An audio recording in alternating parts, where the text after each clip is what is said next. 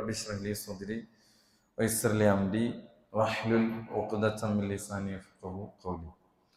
അല്ലാഹു സുബ്ഹാനഹു വ തആലയുടെ വിധിവിലക്കുകൾ, നിയമ നിർദ്ദേശങ്ങൾ ജീവിതത്തിൻ്റെ എല്ലാ രംഗത്തും, പ്രത്യേകിച്ച് നമ്മുടെ ഓരോരുത്തരുടെയും സ്വകാര്യ ജീവിതങ്ങളിൽ കാത്തു സൂക്ഷിക്കണേ എന്ന് എന്നോടെന്ന പോലെ ഓരോരുത്തരെയും വസിയത്ത് ചെയ്യുകയാണ്. പുതിയ ഒരു വർഷം ഹിജ്റ കലണ്ടർ പ്രകാരം 1448 വർഷത്തിലേക്ക് നമ്മൾ പ്രവേശിച്ചിരിക്കുകയാണ്. പലപ്പോഴും ഇസ്ലാമിലെ മാസങ്ങൾ, വർഷങ്ങൾ മാറുന്നത് നമ്മിൽ പലരും അറിയാതെ പോകുന്നു എന്നതാണ്. എന്നാൽ ഒരിക്കലും നമ്മൾ അങ്ങനെ ആയിക്കൂടാ. ഇസ്ലാമികമായ മാസങ്ങളും വർഷങ്ങളുമൊക്കെ കൃത്യമായൊരു അപ്ഡേഷൻ നമുക്ക് ഉണ്ടാവണം. പുതിയ ഒരു വർഷം നമ്മിലേക്ക് കടന്നു വരുമ്പോൾ ജീവിതത്തിൽ ഒരു വർഷം കൊഴിഞ്ഞു പോയിരിക്കുന്നു, മരണത്തിലേക്ക് ഒരു വർഷം കൂടി അടുത്തിരിക്കുന്നു. എൻ്റെ കഴിഞ്ഞ ഇന്നലകളിൽ ചെയ്തു പോയ പ്രവർത്തനങ്ങളെ വിലയിരുത്തി അതിലെ അബദ്ധങ്ങൾ തിരുത്തി കൂടുതൽ സജീവമായി മുന്നോട്ട് പോവാനാണ് ഇത്തരം പുനർവിചിന്തനങ്ങൾ മനുഷ്യന് സഹായകമാവുക. അതുകൊണ്ടാണ് മഹാനായ ഉമർ ബിൻ ഖത്താബ് റളിയല്ലാഹു അൻഹു പറഞ്ഞത്, ഹാസിബു ഖബ്ല അൻ തുഹാസിബു, നിങ്ങൾ വിചാരണ ചെയ്യപ്പെടുന്നതിന് മുമ്പ് നിങ്ങൾ സ്വയം വിചാരണ ചെയ്യുക. നിങ്ങളുടെ നന്മകൾ തൂക്കിക്കണക്കാക്കുന്നതിന് മുമ്പ് നിങ്ങൾ കർമ്മങ്ങൾ കൃത്യമായി വിലയിരുത്തുക എന്നാണ്. ഇവിടെ ഇസ്ലാമികമായ ഒരു കലണ്ടർ മാറുമ്പോൾ ഇതുമായി ബന്ധപ്പെട്ട് പഠിക്കേണ്ട ചില പാഠങ്ങൾ നമുക്കറിയാം. ഇസ്ലാമിലെ മാസവും വർഷവും ഒക്കെ അതിന് ചരിത്രപരമായ പ്രാധാന്യങ്ങൾ നമുക്ക് കാണാൻ സാധിക്കും. അതിൽ നമ്മൾ സാധാരണ ഒരു സൗരവർഷ കണക്ക് പ്രകാരം ഗ്രിഗോറിയൻ കലണ്ടറിന്റെ ചരിത്രം പരിശോധിക്കുമ്പോൾ അതിൽ മാസം തുടങ്ങിയതിനോ അവസാനിച്ചതിനോ പ്രത്യേകമായ കാരണങ്ങളൊന്നും പറയാനില്ല. അതിൽ തുടക്കം അതിന്റെ ചരിത്രത്തിൽ ഏപ്രിൽ ആയിരുന്നു ആദ്യം, പിന്നീട് അത് ജനുവരി മുതൽ തുടങ്ങി എന്നൊക്കെ ചരിത്രത്തിൽ നമുക്ക് പറയുന്നതായി കാണാം. എന്നാൽ ഇസ്ലാമികമായി മാസത്തിന്റെ തുടക്കവും ഒടുക്കമെല്ലാം കൃത്യമായ കാരണങ്ങളോട് കൂടിയാണ്. ഹസനുൽ ബസ്രി റഹിമഹുല്ല പറയുന്നത്, ഇന്നല്ലാഹ ഇഫ്തതഹ സനത ബിശഹ്രിൻ ഹറാം, നിശ്ചയമായും അല്ലാഹു വർഷങ്ങളെ പവിത്ര മാസം കൊണ്ടാണ് ആരംഭിച്ചിരിക്കുന്നത്, മുഹറം കൊണ്ടാണ് ആരംഭിച്ചത്. വഖതമഹ ബിശഹ്രിൻ ഹറാം, അതേപോലെ പവിത്രമായ വളരെ ഹുർമത്ത് നൽകപ്പെട്ട മാസം കൊണ്ട് തന്നെയാണ് അത് അവസാനിപ്പിക്കുകയും ചെയ്തിരിക്കുന്നത്. ദുൽഹിജ്ജയിലാണ് അവസാനിച്ചിരിക്കുന്നത്. അങ്ങനെ ആകാശഭൂമികളെ സൃഷ്ടിക്കുന്ന അന്നു മുതൽ അള്ളാഹു മാസങ്ങളെ കണക്കാക്കിയിരിക്കുന്നത് 12 മാസങ്ങളായിട്ടാണ് നിശ്ചയിച്ചത്. വിശുദ്ധ ഖുർആനിലെ 9-ാം അധ്യായം സൂറത്ത് തൗബയിലെ 36-ാമത്തെ ആയത്തിൽ ആ കാര്യം കൃത്യമായി സൂചിപ്പിക്കുന്നുണ്ട്. ഇന്ന ഇദ്ദത്തശ് ശുഹൂരി ഇൻദല്ലാഹി 12 ശഹ്റൻ ഫീ കിതാബില്ലാഹി യൗമ ഖലഖസ് സമാവാതി വൽ അർദ്, ആകാശഭൂമികളെ സൃഷ്ടിച്ച അന്നു മുതൽ, അന്ന് അള്ളാഹുവിന്റെ രേഖയിൽ മാസങ്ങളുടെ എണ്ണം അത് 12 എണ്ണമാകുന്നു. എന്നിട്ടാണ് ഖുർആൻ പറഞ്ഞത് മിൻഹ അർബഅത്തുൻ ഹുറും, അതിൽ 4 എണ്ണം പവിത്രമാണ് എന്ന് പറഞ്ഞു. ആ 4-ൽ മുഹറം മാസം, ആ 4-ൽ ഒരു മാസമാണ്, പവിത്രമാക്കപ്പെട്ട മാസമാണ് മുഹറം എന്ന് പറയുന്നത്. എന്നാൽ നമ്മൾ മനസ്സിലാക്കേണ്ടത് ഇസ്ലാമികമായ ഈ ഒരു മുഹറം അവിടെ ആദ്യ മാസമായി വരുന്നതും ഒരു ഹിജ്റ കലണ്ടർ രൂപപ്പെട്ടതും ഒക്കെ ചരിത്രത്തിൽ എങ്ങനെയാണ്? നമുക്കറിയാം, മക്കയിൽ നിന്ന് മദീനയിലേക്ക് പോയ ഹിജ്റയെ ആസ്പദമാക്കിയാണ് ഇസ്ലാമിക കലണ്ടർ നിർമ്മിച്ചിരിക്കുന്നത്.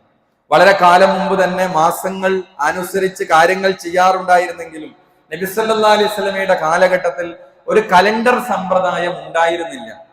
മഹാനായ ഉമർ ബിൻ ഖത്താബ് റളിയല്ലാഹു അൻഹുവിന്റെ കാലഘട്ടത്തിലാണ് അത്തരം ഒരു ആശയം രൂപപ്പെട്ടു വരുന്നത്. അമീറുൽ മുഅ്മിനീൻ ഉമർ ബിൻ ഖത്താബ് റളിയല്ലാഹുവിന്റെ കാലത്ത് ചർച്ചകൾ നടന്നു. ഏത് മാസം കൊണ്ട് ആരംഭിക്കും, ഏത് വർഷം മുതലാണ് കലണ്ടർ ആരംഭിക്കുന്നത്, ഇത്തരം ചില ചർച്ചകളുടെ അടിസ്ഥാനത്തിൽ ശേഷമാണ് കലണ്ടറിന്റെ തുടക്കം വരുന്നത്. അവിടെയാണ് വ്യത്യസ്ത ചർച്ചകൾക്ക് ശേഷം ഹിജ്റ പോയ വർഷം മുതൽ എന്ത് ചെയ്യാം, നമുക്ക് അത് തുടങ്ങാം, അതേപോലെ വർഷത്തിന്റെ ആരംഭം മുഹറം മാസമാക്കാം എന്ന ചർച്ചകളിലൂടെ തീരുമാനമാകുന്നത്. ഇവിടെ നബി സല്ലല്ലാഹു അലൈഹി വസല്ലമ മദീനയിലേക്ക് ഹിജ്റ പോയത് നമുക്കറിയാം റബീഉൽ അവ്വൽ മാസത്തിലായിരുന്നെങ്കിലും ഹിജ്റക്കുള്ള ഒരുക്കങ്ങൾ, അതിനുള്ള തയ്യാറെടുപ്പുകളും ചർച്ചകളും സഹാബികൾ ഒറ്റക്കും അതേപോലെ തന്നെ ചെറു സംഘങ്ങളുമെല്ലാം ആ യാത്ര തുടങ്ങിയത് മുഹറം മാസത്തിലായതിനാലാണ് ഈ തീരുമാനത്തിൽ സഹാബികൾ എത്തിയത്. ഇത് എവിടെയാണുള്ളത്? ഇബ്നു കസീർ റഹിമഹുല്ല അദ്ദേഹത്തിന്റെ അൽ ബിദായ വൻ നിഹായ എന്ന ഗ്രന്ഥത്തിൽ ഇതുമായി ബന്ധപ്പെട്ട കൃത്യമായ കാര്യങ്ങൾ രേഖപ്പെടുത്തിയത് നമുക്ക് കാണാൻ സാധിക്കും. അതേപോലെ ഇസ്ലാമിൽ ധാരാളം ഹിജറകൾ ഉണ്ടായിട്ടുണ്ട്. എന്നാൽ അവയിൽ ഏറ്റവും പ്രധാനപ്പെട്ട ഹിജറ എന്ന് പറഞ്ഞാൽ തന്റെ നാടും വീടും സമ്പത്തുമെല്ലാം അള്ളാഹുവിന്റെ ദീനിനു വേണ്ടി ഒരാൾ എന്ത് ചെയ്യാണ്? പൂർണ്ണമായി ഉപേക്ഷിച്ച് മറ്റൊരു നാട്ടിലേക്ക് മാറുകയാണ് ഒരാൾ. സഹാബികൾ മക്കയിൽ നിന്നും മദീനയിലേക്ക് നടത്തിയ ഹിജറയാണ് ഏറ്റവും പ്രസിദ്ധമായ ഹിജറ. ആ ഹിജറയാണ് ഇവിടെ ആസ്പദമാക്കുന്നത്. ഇവിടെ 1448 വർഷങ്ങൾക്ക് മുമ്പ് നടന്ന ഈ വലിയ സംഭവത്തിന് ലോകാവസാനം വരെയുള്ള വിശ്വാസികൾക്ക് പഠിക്കാനുള്ള ധാരാളം പാഠങ്ങൾ ഹിജറയിലുണ്ട്. അതിൽ ഏറ്റവും പ്രധാനപ്പെട്ട പാഠം അള്ളാഹുവിനോടും തൗഹീദിനോടുമുള്ള അടങ്ങാത്ത ഇഷ്ടമാണ് ഹിജറയുടെ പിന്നിലെ ഏറ്റവും വലിയ പാഠം എന്ന് പറയുന്നത്. എന്തിനാണ് സഹാബികൾ ഹിജറ പോയത്? എന്തിനാണ് പ്രവാചകൻ ഹിജറ പോയത്? മക്കയേക്കാൾ നല്ല നാട് കണ്ടുപോയതാണോ? മക്ക മദീനയുടെ എന്തെങ്കിലും ആ രൂപത്തിലുള്ള കാര്യങ്ങൾ കണ്ടുപോയതാണോ? ഒന്നുമല്ല. മറിച്ച് പ്രവാചകൻ മക്കയെ അത്ര ഇഷ്ടമായിരുന്നു എന്ന് ഹദീസിൽ നമുക്ക് കാണാൻ സാധിക്കും. അവിടെ സ്വന്തം നാട്ടിൽ അവർക്ക് തൗഹീദ് അനുസരിച്ച്, ഏകദൈവ വിശ്വാസം അനുസരിച്ച്, ഇസ്ലാം അനുസരിച്ച് ജീവിക്കാൻ കഴിയാത്ത ഒരു ഘട്ടത്തിലാണ് മഹാനായ പ്രവാചകൻ സല്ലല്ലാഹു അലൈഹി വസല്ലമയും അവിടുത്തെ സഹാബാ കിറാമുകളും ഏറ്റവും ഉത്തമമായ മക്ക വിട്ട് അവർ മദീനയിലേക്ക് കടന്നു പോകുന്നത്. മദീനയിലേക്കുള്ള യാത്രക്കിടയിൽ നബി സല്ലല്ലാഹു അലൈഹി വസല്ലമ പറഞ്ഞ ചില വാചകങ്ങൾ ഇമാം അഹ്മദിന്റെ മുസ്നദിൽ നമുക്ക് വായിക്കാൻ സാധിക്കും. പ്രവാചകൻ മക്കയിൽ നിന്ന് മദീനയിലേക്ക് ഹിജ്റ ചെയ്യുകയാണ്, പലായനം ചെയ്യുകയാണ്. അവിടെ ഹസ്വറ എന്ന സ്ഥലത്ത് പ്രവാചകൻ എത്തി. അബൂ ഹുറൈറ റളിയല്ലാഹു അൻഹു പറയാണ്, ഖാൽ വഖഫൻ നബിയ്യു സല്ലല്ലാഹു അലൈഹി വസല്ലം അലൽ ഹസ്വറ. ഹസ്വറ എന്ന് പറയുന്ന ഒരു സ്ഥലത്തെത്തിയിട്ട് പ്രവാചകൻ മക്കയുടെ നേരെ തിരിഞ്ഞ് പറഞ്ഞ വാക്കുകൾ, അലിംതു അന്നകി ഖൈറു അർദില്ല. എനിക്കറിയാം അള്ളാഹുവിന്റെ ഭൂമിയിൽ ഏറ്റവും ഖൈറായ, ഏറ്റവും ഉത്തമമായ സ്ഥലം നീയാണെന്ന് എനിക്കറിയാം. വഅഹബ്ബുൽ അർദി ഇലല്ലാഹി അസ്സ വജൽ. അള്ളാഹുവിന് ഭൂമിയിൽ ഏറ്റവും ഇഷ്ടമുള്ള സ്ഥലം നീയാണെന്നും എനിക്കറിയാം. പക്ഷേ വലൗല അന്നാഹ്ലകി അഖ്റജൂനി മിൻകി മാ ഖറജതു. നിന്റെ നാട്ടുകാർ നിന്നിൽ നിന്നും എന്നെ പുറത്താക്കിയിട്ടില്ലായിരുന്നുവെങ്കിൽ ഞാൻ പുറത്തു പോകില്ലായിരുന്നു. അപ്പൊ പ്രവാചകൻ ജന്മനാടിനോടുള്ള അടങ്ങാത്ത ഇഷ്ടം, മക്കയോടുള്ള അടങ്ങാത്ത ഇഷ്ടം പ്രവാചകത്തിന്റെ വാചകങ്ങളിലുണ്ട്. ഒന്ന് പറഞ്ഞ അള്ളാഹ്ക്ക് ഇഷ്ടപ്പെട്ട നാടാണ്. അപ്പൊ ലോകത്ത് അള്ളാഹ്ക്ക് ഇഷ്ടപ്പെട്ട ഏറ്റവും പ്രധാനപ്പെട്ട 2 നാടുകൾ മക്കയും മദീനയും എല്ലാം പ്രവാചകൻ സല്ലല്ലാഹു അലൈഹി വസല്ലമ പ്രത്യേകം എടുത്തു പറഞ്ഞു. അവിടെ തൗഹീദ് അനുസരിച്ച് ജീവിതം സാധ്യമാകാത്തതിനാലാണ് അവർ മക്കയിൽ നിന്ന് മദീനയിലേക്ക് ഹിജറ ചെയ്തത്. അവിടെ തൗഹീദിന്റെ സ്ഥാപനവും പ്രചാരണവുമാണ് അവർ ഏറ്റവും വലുതായി കണ്ടത് എന്നുള്ളതാണ്. അള്ളാഹുവിന്റെ ഇഷ്ടത്തിനും തൃപ്തിക്കും വേണ്ടി എല്ലാം വെടിഞ്ഞവരായിരുന്നു സഹാബികൾ എന്നാണ്. നമ്മൾ ആലോചിക്കുക, നമ്മുടെ ജീവിച്ചു വളർന്ന സാഹചര്യം, ആ വീടും അതേപോലെ അവിടെയുള്ള നമ്മുടെ ഏർപ്പാടും സമ്പത്തും കുടുംബവും എല്ലാം വിട്ട് നമ്മൾ പറിച്ചു നടപ്പെടുകയാണ് ഒരു നാട്ടിൽ നിന്ന് മറ്റൊരു നാട്ടിലേക്ക് പൂർണ്ണമായും. അങ്ങനെ ഹിജറ ചെയ്താൽ അതിന്റെ നിബന്ധന എന്താണ്? ഇസ്ലാമിക ഹിജറ പ്രകാരം ആ നാട് വിട്ട് ആ നാട്ടിലേക്ക് പിന്നീട് വരാൻ പാടില്ല. അതുകൊണ്ടാണ് മക്കം ഫത്തഹിന് ശേഷം പ്രവാചകൻ ബാക്കിയുള്ള കാലം മദീനയിലേക്കാണ് പോയത്. കാരണം പിന്നെ അവിടെ സ്ഥിരതാമസമാക്കാൻ പാടില്ല. അങ്ങനെയാണ് മദീനയിലേക്ക് പ്രവാചകൻ അവിടെ വഫാത്താകുന്നതൊക്കെ ചരിത്രം. ഇവിടെ സഹാബത്തിന്റെ വലിയ ത്യാഗമാണ് നമ്മൾ കാണുന്നത്. സൂറത്തുൽ ബഖറയിലെ 207-ാമത്തെ ആയത്ത്, വമിനന്നാസി മൻ യശ്രീ നഫ്സഹു ഇബ്തിഗാഅ മർദാത്തില്ലാ. മനുഷ്യരിൽ ചില ആളുകളുണ്ട് അള്ളാന്റെ പൊരുത്തം തേടിക്കൊണ്ട് സ്വന്തം ജീവിതം തന്നെ അവർ വിൽക്കുകയാണ്. ഈ ആയത്ത് ചില പണ്ഡിതന്മാർ പറയുന്നത് സുഹൈബുർ റൂമിയുടെ വിഷയത്തിലാണ് ഈ ആയത്ത് ഇറങ്ങിയത് എന്ന് പറഞ്ഞ ചില പണ്ഡിതന്മാർ. ആരാണ് സുഹൈബുർ റൂമി? റോമയിൽ നിന്ന് മക്കയിലെത്തി ഇസ്ലാം സ്വീകരിച്ച വ്യക്തിയാണ്. റോമക്കാരനായതുകൊണ്ടാണ് റൂമി എന്ന് പറഞ്ഞത്. സുഹൈബുർ റൂമി അവിടെ വലിയ സമ്പന്നനായിരുന്നു. മക്കയിലെത്തി ഇസ്ലാം സ്വീകരിച്ച് അവിടെ മക്കയിൽ നിന്ന് ബിസിനസ് ചെയ്ത് വലിയ സമ്പന്നനായ വ്യക്തിയാണ്. അദ്ദേഹം മദീനയിലേക്ക് ഹിജറ ചെയ്യുന്ന ഒരു ചരിത്ര രംഗമുണ്ട്. അദ്ദേഹം പോകുമ്പോൾ മക്കയിലെ മുശ്രിക്കുകൾ അദ്ദേഹത്തെ പിടിച്ചു വെക്കാണ്, വടിയിൽ തടഞ്ഞു നിർത്തുകയാണ് മുശ്രിക്കുകൾ. എന്നിട്ട് അദ്ദേഹം തനിച്ചാണ് ഹിജറ പോകുന്നത്. അതവിടുന്ന് സമ്പത്ത് അവര് പറയുന്നത്, നിങ്ങൾ റോമയിൽ നിന്ന് ഞങ്ങളുടെ നാട്ടിൽ വന്ന് പണക്കാരനായ വ്യക്തിയാണ്, ഈ സമ്പത്തുമായി ഞങ്ങൾ പോവാൻ അനുവദിക്കുകയില്ല. ഈ സമ്പത്ത് ഇവിടെ ഉപേക്ഷിച്ചിട്ടല്ലാതെ മദീനയിലേക്ക് പോകാൻ ഞങ്ങൾ അനുവദിക്കുകയില്ല. എന്ത് ചെയ്തു? അദ്ദേഹം സമ്പത്ത് മുഴുവൻ മക്കയിൽ വിട്ടേച്ചുകൊണ്ടാണ് സുഹൈബ് റൂമി മദീനയിലേക്ക് എത്തുന്നത്. തന്റെ ധാരാളം വർഷത്തെ, ഒരുപാട് വർഷത്തെ തന്റെ സമ്പാദ്യം മുഴുവൻ മക്കയിൽ ഉപേക്ഷിച്ചുകൊണ്ടാണ് സുഹൈബ് റൂമി എന്ന് പറയുന്ന സഹാബി മദീനയിലേക്ക് എത്തുന്നത്. അങ്ങനെ മദീനയിലേക്ക് അതിന്റെ പിന്നെ മദീനയുടെ ആ ഭാഗത്ത് നിന്ന് റസൂലുള്ളാഹി സ്വല്ലല്ലാഹി അലൈഹി വസല്ലം മദീനയിലേക്ക് കടന്നു വരുന്ന സുഹൈബ് റൂമിയെ പ്രവാചകൻ കണ്ടപ്പോൾ ആദ്യം പറഞ്ഞ വാചകം റബിഅൽ ബൈഉ റബിഹൽ ബൈഉ സുഹൈബ്, റബിഹൽ ബൈഉ സുഹൈബ്. സുഹൈബിന്റെ കച്ചവടം ലാഭം കൊയ്തിരിക്കുന്നു എന്നാണ്. എന്താണ് സുഹൈബിന്റെ ലാഭം? കയ്യിൽ ഒരു നാണയത്തൊട്ടുകൾ പോലും അദ്ദേഹത്തിന്റെ കയ്യിലില്ല. പക്ഷെ പ്രവാചകൻ പറഞ്ഞ വാക്ക് സുഹൈബ് വലിയ ലാഭം കൊയ്തിരിക്കുന്നു എന്നാണ്. എവിടെയാണ് ലാഭം? അള്ളാഹുവിന്റെ മാർഗത്തിലെ ഇൻവെസ്റ്റ്മെന്റ് ആണ് സുഹൈബ് റൂമി നടത്തിയത്. ഇതിന്റെ ലാഭം പരലോകത്താണ്. സുഹൈബ് റൂമിയെ പറ്റി പ്രവാചകൻ പറഞ്ഞ വാചകങ്ങളാണ്. ഇവിടെ നമ്മൾ ആലോചിക്കേണ്ടത് ഹിജ്റയുടെ ഒരു രംഗം മാത്രമാണ് ഇത്. ഒരു സഹാബിയുടെ ഇങ്ങനെ അനേകം സംഭവങ്ങളാണ്. കുടുംബത്തെ, സമ്പത്ത്, വീടിനെ, സാഹചര്യങ്ങളെല്ലാം ഒഴിവാക്കി സഹാബികൾ നടത്തിയ വലിയ ഒരു ത്യാഗത്തിന്റെ കഥയാണ് യഥാർത്ഥത്തിൽ ഹിജ്റ എന്ന് പറയുന്നത്. ഇനി ഇതിനോട് കണക്ട് ചെയ്ത് നമ്മളിലേക്ക് കടന്നു വന്നാൽ നമ്മൾ പലർക്കും അള്ളാഹുവിനേക്കാൾ സ്നേഹം മറ്റുള്ളവരോടാണ്. വേണ്ടപ്പെട്ടവരുടെ ഇഷ്ടത്തിന് വേണ്ടി അള്ളാഹുവിനെ ധിക്കരിക്കാൻ യാതൊരു മടിയും കാണിക്കാത്തവർ, തൗഹീദിന്റെ വിഷയത്തിൽ ഒരു അഡ്ജസ്റ്റ്മെന്റിന് തയ്യാറല്ല. അതാണ് ഹിജ്റ. ഞങ്ങൾ അല്ലാത്ത ഒരാളോടും വിളിച്ചു പ്രാർത്ഥിക്കാനോ ഇബാദത്ത് ചെയ്യാനോ ഞങ്ങൾ തയ്യാറല്ല എന്ന് പറഞ്ഞതിന്റെ പേരിലാണ് അവർ മക്ക വിട്ട് മദീനത്തേക്ക് പോവേണ്ടി വന്നത്. എന്നാൽ പലപ്പോഴും തൗഹീദിന്റെ കാര്യത്തിൽ പോലും, ദീനിന്റെ ആദർശത്തിന്റെ കാര്യത്തിൽ പോലും പലപ്പോഴും എന്താണ്, ചെറിയ കാര്യങ്ങൾ ഉണ്ടാകുമ്പോൾ അവിടെ വെള്ളം ചേർക്കുന്നു. വിഷമഘട്ടങ്ങളിൽ അല്ലാഹു അല്ലാത്തവരിലേക്ക് തിരിയാൻ ആളുകൾക്ക് ഒരു മടിയും കാണിക്കുന്നില്ല. സങ്കടങ്ങൾ വരുമ്പോൾ, പ്രതിസന്ധികൾ വരുമ്പോൾ അല്ലാഹു അല്ലാത്തവരോട് ദുആ ഇരക്കുന്നവർ, നേർച്ചകൾ നേറുന്നവർ. അതേപോലെ പ്രവാചകനോടുള്ള രണ്ടാമത്തെ കാര്യം, ഹിജ്റ നമുക്ക് കിട്ടുന്ന ഒന്നാമത്തെ തൗഹീദിന്റെ പാഠാണ്.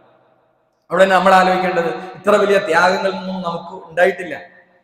തൗഹീദിന്റെ കാര്യത്തിൽ, ഏകദൈവ ആരാധനയുടെ കാര്യത്തിൽ, വിശ്വാസ രംഗത്ത്, ആദർശ രംഗത്ത് ഒരു നിലക്കുള്ള അഡ്ജസ്റ്റ്മെന്റുകൾക്കും ഒരു മുസ്ലിം തയ്യാറല്ല എന്ന് പ്രഖ്യാപിക്കാൻ നമുക്ക് കഴിയണം. കാരണം ഇത് ദീനിന്റെ വിഷയമാണ്, പരലോകത്തിന്റെ വിഷയമാണ്.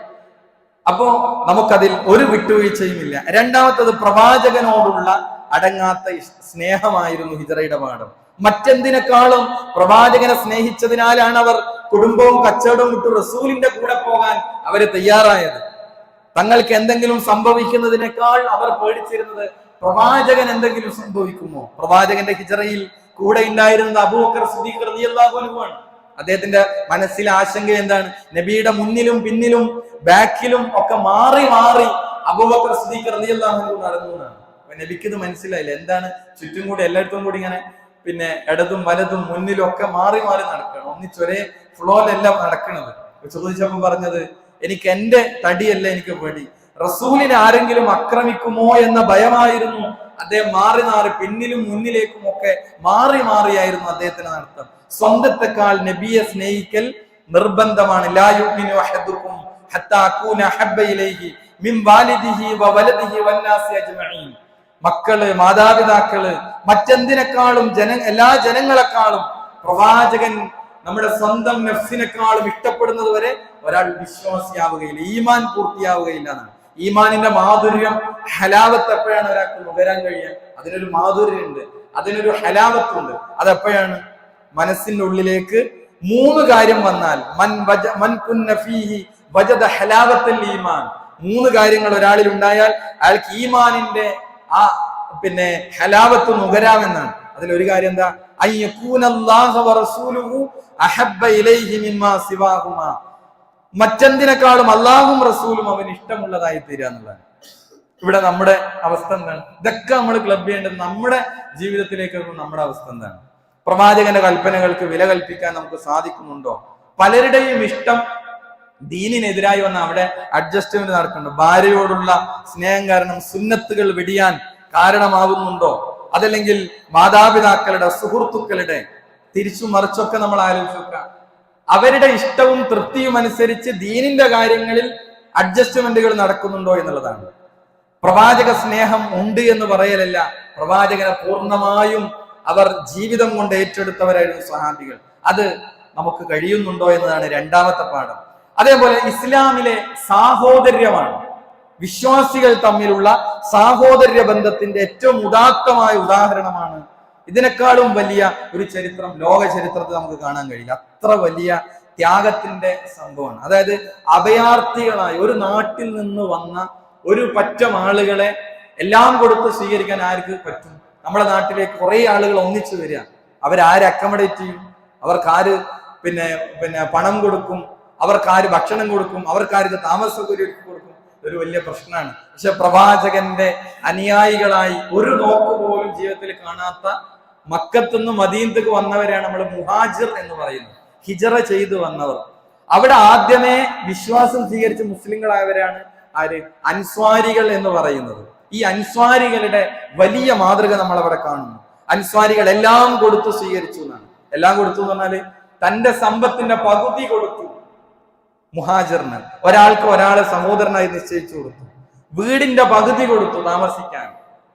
അതേപോലെയുള്ള വലിയ എല്ലാം പകുത്തു നൽകാൻ അൻസ്വാറുകൾ തയ്യാറായി. അതാണ് സൂറത്തുൽ ഹശ്റിലെ 8-9 ആയത്ത്. ലിൽ ഫുഖറാഇൽ മുഹാജിരീന അല്ലദീന ഉഖ്രിജൂ മിൻ ദിയാരിഹിം വഅംവാലിഹിം യബ്തഗൂന ഫദ്ലൻ മിനല്ലാഹി വറിദ്വാന വയൻസുറൂനല്ലാഹ വറസൂലഹു ഉലൈക ഹുമുസ് സ്വാദിഖൂൻ. അതായത് സ്വന്തം വീടുകളിൽ നിന്നും സ്വത്തുക്കളിൽ നിന്നും കുടിയൊഴിക്കപ്പെട്ട മുഹാജിറുകളായ ഫുഖറാക്കൾ, അവർ അള്ളാഹുവിൽ നിന്നുള്ള അനുഗ്രഹവും പ്രീതിയും തേടി അള്ളാഹുവെയും അവന്റെ റസൂലിനെയും സഹായിക്കുകയും ചെയ്യുന്നു. അവർ തന്നെയാകും സത്യവാന്മാർ. ഇനിയോ വല്ലദീന തബവ്വഉ ദാറ വൽ ഈമാന മിൻ ഖബ്ലിഹിം, മുഹാജിറുകളുടെ വരവിന് മുമ്പായി വാസസ്ഥലവും അതേപോലെ തന്നെ വിശ്വാസവും സ്വീകരിച്ച അൻസ്വാരികൾ അവർ ചെയ്ത കാര്യം എന്താ? വലാ യജിദൂന ഫീ സുദൂരിഹിം ഹാജതൻ മിമ്മാ ഊതു വയുസിറൂന അലാ അൻഫുസിഹിം വലൗ കാന ബിഹിം ഖസാസ. അവർക്ക് നൽകപ്പെട്ട ധനം സംബന്ധിച്ച് തങ്ങളുടെ മനസ്സുകളിൽ ഒരാവശ്യവും അവർ കണ്ടെത്തുന്നില്ല. അതായത് അൻസ്വാരികൾക്ക് മുഹാജിറുകളെ ട്രീറ്റ് ചെയ്യുന്നതിൽ സ്വീകരിക്കുന്നതിൽ മനസ്സിൽ ഒരു പ്രയാസവും അവർ പ്രവാചകന് വേണ്ടി സമ്മതിച്ചു കൊടുത്തതല്ല. പൂർണ്ണമായും മനസ്സാന്നിധ്യത്തിൽ അവർ എല്ലാം ഉൾക്കൊള്ളാൻ അവർ തയ്യാറായെന്നാണ്. അവർക്ക് സ്വന്തം നഫ്സിനേക്കാൾ തങ്ങളിലേക്ക് ഒരു നോക്ക് പോലും കാണാത്ത മുഹാജിറിന് എല്ലാം കൊടുക്കാൻ അവർ തയ്യാറായെന്നാണ്. എന്നിട്ട് അള്ളാഹ് പറഞ്ഞത് വമൻ യൂഖ ശുഹ നഫ്സിഹി, ആരാണോ പിശുക്കിൽ നിന്ന് തന്റെ നഫ്സിനെ കാത്തുരക്ഷിക്കുന്നത് ഫൗലൈക ഹുമുൽ മുഫ്ലിഹൂൻ, അവരാണ് വിജയം പ്രാപിച്ചവർ. അവരായിരുന്നു അൻസ്വാരികൾ. അതുകൊണ്ട് തന്നെ ഇവിടെ മുഅ്മിനീങ്ങൾ തമ്മിലുള്ള ഒരു ബന്ധം, ഇവിടെ നമുക്ക് കിട്ടുന്ന പാഠം എന്താ? വിശ്വാസികൾ തമ്മിൽ ഒരു പ്രത്യേകമായ സാഹോദര്യം, മുഹാജിറുകളും അൻസ്വാറുകളും തമ്മിൽ ഉണ്ടായിരുന്ന ഒരു സാഹോദര്യമുണ്ട്.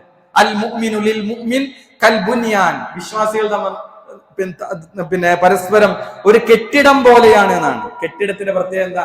യശുദ്ദു ബഅ്ദുഹു ബഅ്ദ, അതിന്റെ ഒരു ഭാഗം മറ്റൊന്നിനെ ശക്തിപ്പെടുത്തും. ഒരു കല്ല് മറ്റൊരു കല്ലിനെ ശക്തിപ്പെടുത്തുന്നത് പോലെ വിശ്വാസികൾ അതാണ്. വശബ്ബക ബൈന അസാബിഇഹി, പ്രവാചകന് വിരലുകൾ പരസ്പരം ചേർത്ത് കാണിച്ചുകൊണ്ടാണ് പറയുന്നത്.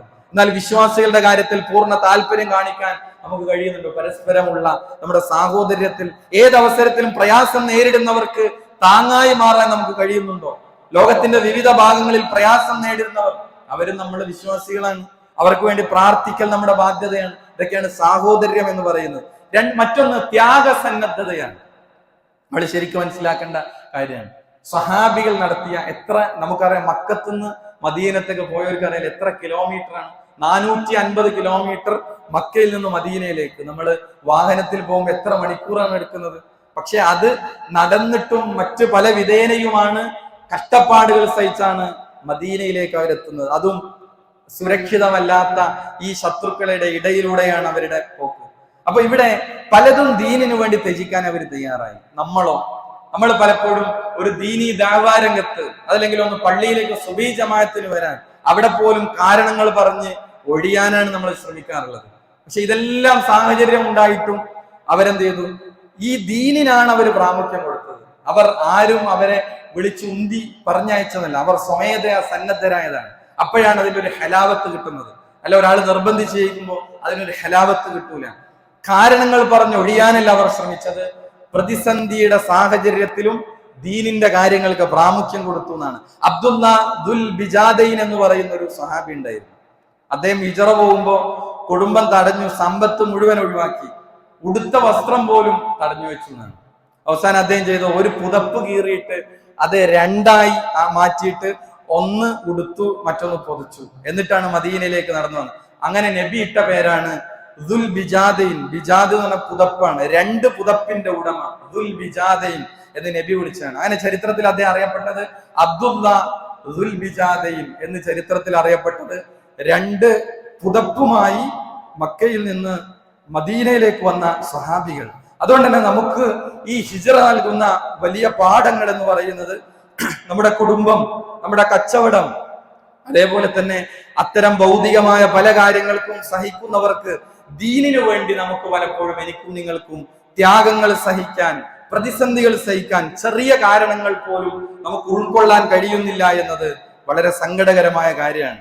വില കുറഞ്ഞ പരിഹാസങ്ങൾ പോലും സഹിക്കാൻ തയ്യാറാകാത്തവർ, ഇസ്ലാമികമായ വസ്ത്രത്തിൽ അഡ്ജസ്റ്റ്മെന്റ് കാണിക്കുന്നവർ, ഈ കാര്യങ്ങളിൽ നിന്ന് ഞാൻ ഇങ്ങനെയല്ല എന്ന് പറഞ്ഞ് ഇതിൽ നിന്നൊക്കെ മാറി നിൽക്കാനാണ് പലപ്പോഴും ആളുകൾ ശ്രമിച്ചുകൊണ്ടിരിക്കുന്നത്. അതുകൊണ്ട് സഹോദരങ്ങളെ, നമുക്ക് ഹിജ്റ നൽകുന്നത് വലിയ പാഠങ്ങളാണ്. ആ പാഠങ്ങൾ ഉൾക്കൊണ്ടുകൊണ്ട് മുന്നോട്ട് പോവാൻ അല്ലാഹു സുബ്ഹാനഹു വ തആല നമുക്ക് തൗഫീഖ് നൽകി അനുഗ്രഹിക്കുമാറാകട്ടെ.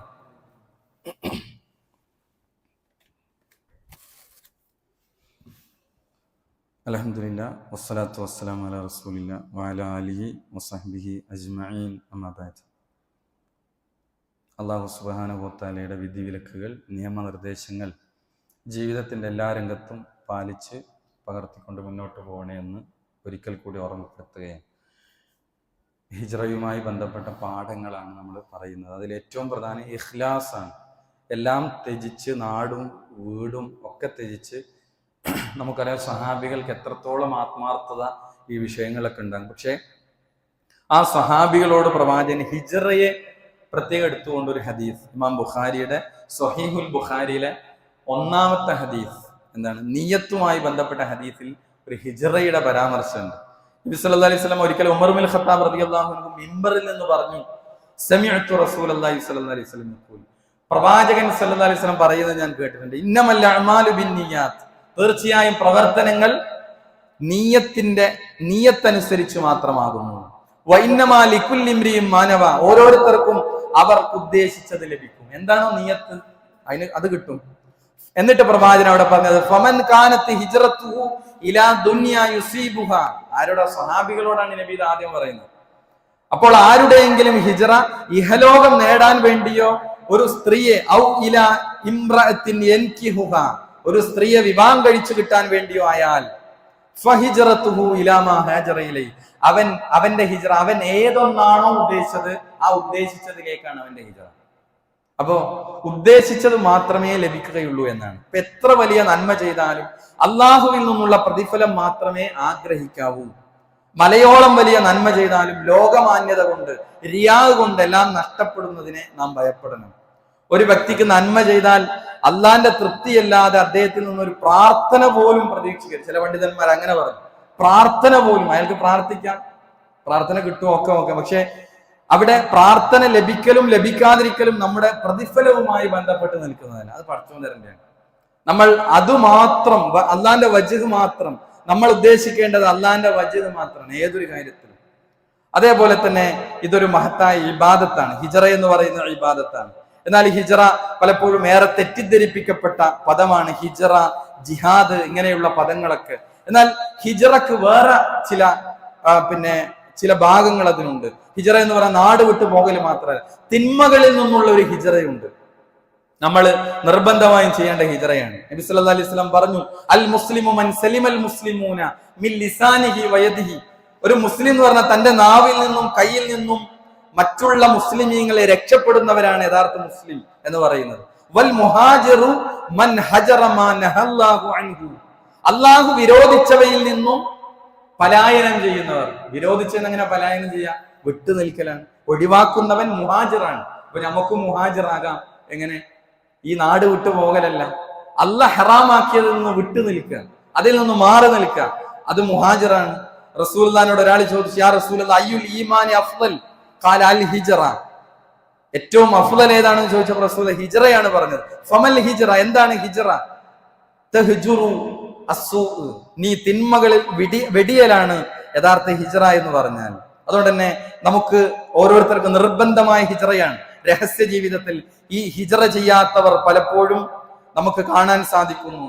സ്വകാര്യതകളിൽ തിന്മകൾ, ജീവിതത്തിൽ പല തിന്മകളും കൊണ്ട് നടക്കുന്നവർ. അതുകൊണ്ട് തന്നെ നമ്മുടെ സ്വകാര്യ ജീവിതത്തിലും പരസ്യ ജീവിതത്തിലും തിന്മകളിൽ നിന്ന് വിട്ടുനിൽക്കുക എന്ന ഹിജ്റ ചെയ്യേണ്ടവരാണ് ഞാൻ നിങ്ങൾ.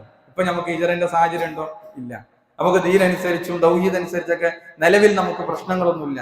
അത്തരം ഘട്ടങ്ങളിലാണ് ഹിജ്റയുടെ കാര്യങ്ങൾ നമ്മളിലേക്ക് ചർച്ചകൾ വരുന്നത്. ഇവിടെ മുഹറം മാസവുമായി ബന്ധപ്പെട്ട് പ്രവാചകന്റെ ഹദീസുകളിൽ ധാരാളം ഫളിലുകൾ പറയപ്പെട്ടു. ഷഹറുല്ലാഹിൽ മുഹറം എന്ന പ്രയോഗം. എന്താ ഷഹറുല്ലാഹിൽ മുഹറം? അള്ളാന്റെ മാസമായ മുഹറം. വേറൊരു മാസത്തെ അങ്ങനെ പറഞ്ഞില്ല, അള്ളാന്റെ മാസമായ എന്ന് പ്രത്യേകം ചേർത്ത് പറഞ്ഞു. ഏത് പറഞ്ഞപ്പോഴാണ്? മുഹറം നോമ്പിനെ പറ്റി പറഞ്ഞപ്പോഴാണ്. മുഹറം 9-നും 10-നും പ്രത്യേകമായി സുന്നത്ത് നോമ്പുകൾ പഠിപ്പിക്കപ്പെട്ടു. 10-ന്റെ നോമ്പിനാണ് നമ്മൾ ആഷുറായിന്റെ നോമ്പ് എന്ന് പറയാം. 9-നാണ് താസുആയിന്റെ നോമ്പ് എന്ന് നമ്മൾ പറയാം. പ്രവാചകൻ വരുന്നതിന് മുമ്പ് അവിടെ പിന്നെ യഹൂദികൾ അവർ അനുഷ്ഠിച്ചു പോന്നിരുന്നു. അവരോട് ചോദിച്ചു, എന്താണ് നിങ്ങൾ ഈ നോമ്പ് എടുക്കുന്നത്? അവർ പറഞ്ഞു, പിന്നെ മൂസ അലൈഹി ഇസ്ലാമും കൂട്ടരും ഫിറഔനിൽ നിന്ന് രക്ഷപ്പെട്ടത് മുഹറത്തിലാണ്, അതുകൊണ്ട് നിങ്ങൾ നോമ്പ് എടുക്കുന്നു. നബി സല്ലല്ലാഹു അലൈഹി വസല്ലം പറഞ്ഞു, വഅനാ അഹഖു ബിമൂസ മിൻകും, നിങ്ങളെക്കാൾ മൂസയോട് കടപ്പെട്ടവൻ ഞാനാണ്, ജൂതന്മാരല്ല. അതുകൊണ്ട് തന്നെ റസൂലുള്ളാഹി നോമ്പെടുത്തു, നോമ്പെടുക്കാൻ കൽപ്പിച്ചു. യഹൂദികൾക്ക് എതിരാകാൻ വേണ്ടി നബി എന്ത് ചെയ്തു? 9-ന്റെ നോമ്പ് കൂടി എടുക്കാൻ പറഞ്ഞു. അതുകൊണ്ടാണ് പണ്ഡിതന്മാർ പറഞ്ഞത് 9-ന് നോമ്പെടുക്കാൻ കഴിയാത്തവന് 11-ന് എടുക്കാവുന്നതാണ്. കാരണം അത് അവരിൽ നിന്ന് എതിരാവുക എന്ന അർത്ഥത്തിൽ നബി സല്ലല്ലാഹു അലൈഹി വസല്ലമ പ്രത്യേകമായി പഠിപ്പിച്ചു. ഈ മാസത്തിൽ യുദ്ധം ചെയ്യുന്നത് നിരോധിക്കപ്പെട്ടു. അതേപോലെ തന്നെ പിന്നെ ഉള്ള ശ്രേഷ്ഠമായ നോമ്പ് അള്ളാഹുവിന്റെ റസൂൽ സല്ലല്ലാഹു അലൈഹി വസല്ലം പഠിപ്പിക്കപ്പെട്ടു. എന്നാൽ മുഹറവുമായി ബന്ധപ്പെട്ട് നമ്മുടെ നാട്ടിൽ ചില നഹ്സിന്റെ ഏർപ്പാടുകൾ, മുഹറം പവിത്രമായ അർബഅത്തുൻ ഹുറും എന്ന് പറഞ്ഞ 4 മാസത്തിൽപ്പെട്ടതാണ്. അതിനെ ആദരിക്കണം. അതിലെ നന്മകൾക്ക് കൂടുതൽ പ്രതിഫലമുണ്ട്. അവിടെ ചെയ്യുന്ന തിന്മകൾക്ക് അതിന്റെ ശിക്ഷയുടെ കടുപ്പം കൂടുതലാണ്. എന്നാൽ അവിടെ നഹ്സ് എന്ന് ചില കലണ്ടറുകളിൽ രേഖപ്പെടുത്തിയിരിക്കുന്നു. മുഹറം അത് വീട്ടിലേക്ക് ഒരാൾ ആദ്യമായി വീട്ടിൽ കൂടുന്നത് അത് ഒഴിവാക്കുക, കച്ചവടം തുടങ്ങുന്നത്, യാത്ര ആരംഭിക്കുന്നത് ഇതിനൊന്നും പറ്റിയതല്ല, അത് ശകുനത്തിന്റെ ദിവസങ്ങളാണ് എന്ന് ചില ആളുകളുടെ കലണ്ടറുകളിൽ രേഖപ്പെടുത്തപ്പെട്ടത് നമ്മൾ കാണുന്നു. ശകുനം എന്നത് ശിർക്കാണെന്ന് നബി സല്ലല്ലാഹു അലൈഹി വസല്ലം പഠിപ്പിച്ചതാണ്. അത്വീറത്തു ശിർക്കുൻ, ശകുനം അത് ശിർക്കാണ്. മൻ റദ്ദത്തുഹു ത്വയ്റ മിൻ ഹാജതി ഫഖദ് അശ്റക, ഒരാൾ ഒരു ആവശ്യത്തിനായി ഇറങ്ങുകയും അതിൽ നിന്ന് ശകുനം അയാളെ മടക്കിയാൽ അവൻ അല്ലാഹുവിൽ പങ്കു ചേർത്തു. യാ റസൂലല്ലാഹ് വമാ കഫാറത്തു ദാലിക് ഖാല യഖൂൽ അല്ലാഹുമ്മ ലാ തീറത ഇല്ലാ തീർ. ഒരാൾ അങ്ങനെ ചെയ്തു പോയെങ്കിൽ എങ്ങനെ കഫാറത്ത് എന്താണ് നബിയെ? നബി പറഞ്ഞു, ഇങ്ങനെ പറയലാണ്, അല്ലാഹുമ്മ ലാ തീറത ഇല്ലാ തീറുക്, നീ നൽകുന്ന ശകുനമല്ലാതെ മറ്റൊരു ശകുനമില്ല. വലാ ഖൈറ ഇല്ലാ ഖൈറുക്, നീ നൽകുന്ന ഖൈറല്ലാതെ മറ്റൊരു ഖൈറില്ല. വലാ ഇലാഹ ഗൈറുക്, നീ അല്ലാതെ മറ്റൊരു ആരാധനയേ ഇല്ല. അതുകൊണ്ട് തന്നെ കാലത്തെയും ദിവസത്തെയും ഇസ്ലാമിൽ ശകുനം നിശ്ചയിച്ചിട്ടില്ല. ഇന്നതിന് പറ്റാത്തത് അങ്ങനെയില്ല. ചിലതിന് ഫضل നൽകി, അത് നമ്മൾ നൽകിയതാണോ? അല്ല, അള്ളാഹും റസൂലും നൽകിയതിന് ഫضل നൽകുക. അള്ളാഹും റസൂലും നൽകാത്തതിന് ഫضل നൽകാൻ പറ്റൂല. അതേപോലെ ഏത് ദിവസവും ഇന്ന ദിവസത്തിന് പറ്റുകയില്ല എന്നില്ല. എല്ലാ ദിവസവും നമുക്ക് എന്ത് ചെയ്യാം? നമുക്ക് ആ രൂപത്തിൽ നമുക്ക് കാണാവുന്നതാണ്. അനുവദനീയമായ കാര്യങ്ങളെ ഹറാമാക്കുന്നത് നിഷിദ്ധമാണ് എന്നാണ്. അതുകൊണ്ട് തന്നെ നമ്മൾ ഇത്തരം ശകുനത്തിന്റെ വിശ്വാസം എവിടെ നിന്നാണ് കടന്നു വന്നത്? ഷിയാക്കളിൽ നിന്നാണ്.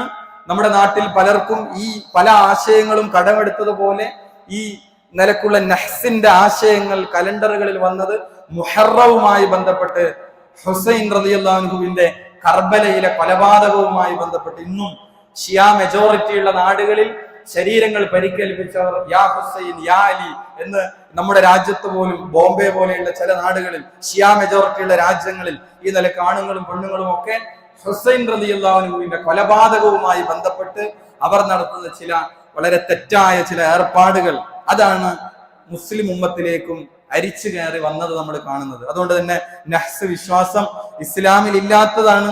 അതുകൊണ്ട് തന്നെ പവിത്രമായി മാസത്തെ പവിത്രമായി കാണുകയും നന്മകൾ വർദ്ധിപ്പിക്കുകയും അതേപോലെ നമുക്ക് തിന്മകളിൽ നിന്ന് വിട്ടു നിൽക്കാൻ നമുക്ക് സാധിക്കണം. അല്ലാഹു സുബ്ഹാനഹു വ തആല അനുഗ്രഹിക്കുമാറാകട്ടെ. 21-ാം തീയതി ഞായറാഴ്ച മറ്റന്നാൾ നമ്മുടെ പെൺകുട്ടികൾക്ക്, വിദ്യാർത്ഥിനികൾക്ക് പ്രത്യേകമായി എലാങ്കോട് ഓർഫനേജിൽ വെച്ച് ഒരു വൈജ്ഞാനികമായ പ്രോഗ്രാം സംഘടിപ്പിക്കപ്പെടുകയാണ്. അതിൽ നമ്മുടെ പെൺകുട്ടികളെ അയക്കാൻ പ്രത്യേകമായി ശ്രദ്ധിക്കുക. നമ്മിൽ നിന്ന് വന്നുപോയ ചെറുതും വലുതുമായ അറിഞ്ഞും അറിയാതെയും സംഭവിച്ച എല്ലാ തെറ്റുകുറ്റങ്ങളും അള്ളാഹു നമുക്ക് വിട്ടുപുറത്ത് മാപ്പാക്കി തരുമാറാകട്ടെ. നമ്മിൽ നിന്ന് രോഗം കൊണ്ട് കഷ്ടപ്പെടുന്ന, പ്രാർത്ഥിക്കാൻ വസിയത്ത് ചെയ്ത പലരുമുണ്ട്. അള്ളാഹു ഇനി അവർക്കെല്ലാം ഷിഫ നൽകി അനുഗ്രഹിക്കണമേ.